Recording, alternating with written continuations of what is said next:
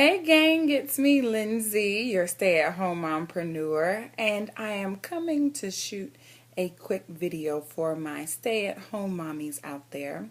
I actually want to share a few tips that I have been implementing and learning from my journey as a stay-at-home mom for the past 2 years or what have you.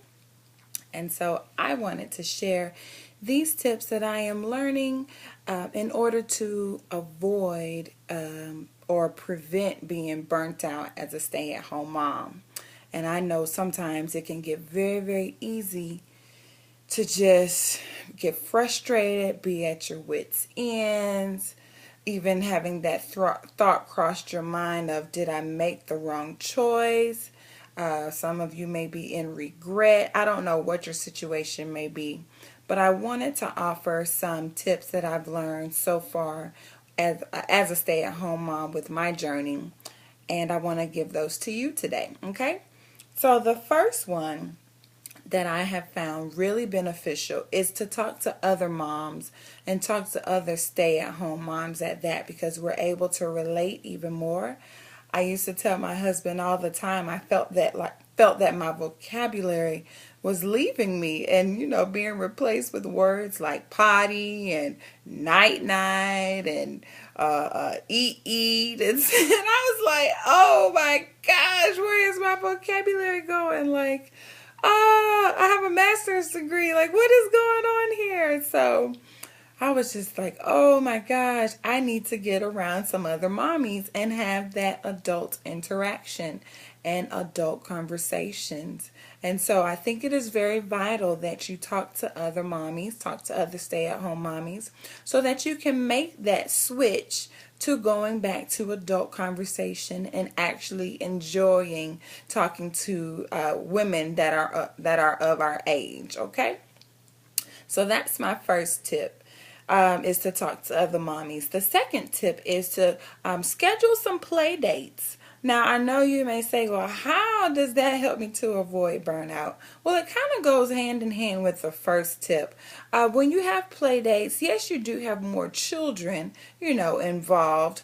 But the good thing is that you have a numerous sets of eyes and hands to help out in case of injury or just looking over the children and watching the children. It's not just you by yourself with the kids, but you actually have some other moms or other dads that are there, watching the children. And while the children are playing and entertaining themselves, which is key, you can be having a pleasant conversation with other parents as the children play together.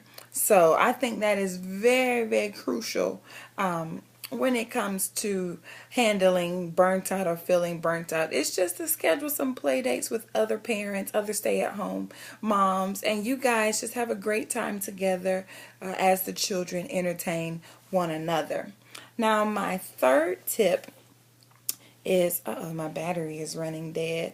My third tip is to go for a walk, like get some fresh air.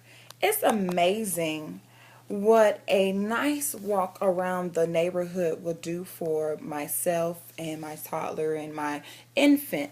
It's like I get Jasmine in her wagon and I baby wear LJ. And so we just go for a nice walk and we enjoy the sun. Now, let me preface this. If it's too cold, then we're not able to go out. But if it's a nice day, maybe 50s, 55, 60s, then we'll definitely go out. But back to what I was saying. But it's just really, really refreshing to be able to enjoy the fresh air, the fresh breeze, the new sight, a change of scenery, if you will. That just really does a number for not only yourself but also for your children. It kind of gets you out of the mundane, staying in the house and going from upstairs to downstairs and downstairs to upstairs. It kind of gets you out of that. And and just keeps you from being in a rut, like just being here in the house and feeling like the walls are closing in on you. And so just a breath of fresh air to go outside, go for a walk, get some exercise. It's really, really nice. And what I have noticed is that when Jasmine and I and Langston, we come back, of course, LJ has fallen asleep because from the rocking motion of me walking, but it kind of relaxes Jasmine to where she'll go and she'll play her Kindle or she'll go read a book. And then for myself, it kind of revitalizes me to where I actually have energy to, cook or tidy the house or whatever it is that I feel that I have the energy to do now. It's just, I'm telling you, something about getting out and getting that exercise that actually revitalizes you. So I will suggest that to you as my third tip, is to go out and get some fresh air. Okay. The last tip, and this is a big one. This is a big one for me, and I still have to kind of catch myself with this. But the fourth one is be realistic. Be realistic about the expectations that you set for yourself as a mommy. I know sometimes we are our worst critics. We're so hard on ourselves because we try to do everything. We try to nurture the children. We try to be a wife. We try to be super mom. We try to be a friend, a daughter, and a niece, a cousin, and all of these things. And we put so much on our plate because we're trying to do our best and, not disappoint anybody. And so with that can come frustration. With that can come tiredness and fatigue and anxiety because you feel like you're not doing, everything right. And so if we begin to kind of lower our standards of the expectations that we put on ourselves, I know we won't get this burnt out. I promise you. And I'm not saying get lackadaisical or get lazy and stuff like that. I'm not saying that. But I am saying if the house doesn't get vacuumed on that day, it's okay. It really, really is, because there's tomorrow. If the clothes don't get folded up today, perfectly fine. There's a tomorrow. Even if you are tired and you feel like I need a day off, that is okay. A day off from house duties. It's okay. Even people out in corporate America, they take mental health days. I know we as teachers used to take mental health days because you need time to just take your mind off of that. And people in corporate America, they get days off so that they can kind of regroup.